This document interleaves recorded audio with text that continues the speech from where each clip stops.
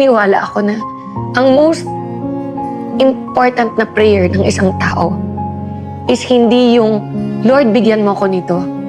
Or Lord, gusto ko ng ganyan. Ang pinaka-important na prayer ng tao is, Lord, ano yung will mo sa buhay ko? Saan mo ko gusto?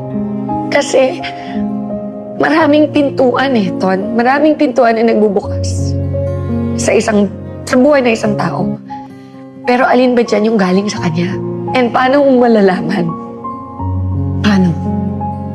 Ang prayer is, kung hindi galing sa'yo, Lord, isara mo. Tama. Isara mo.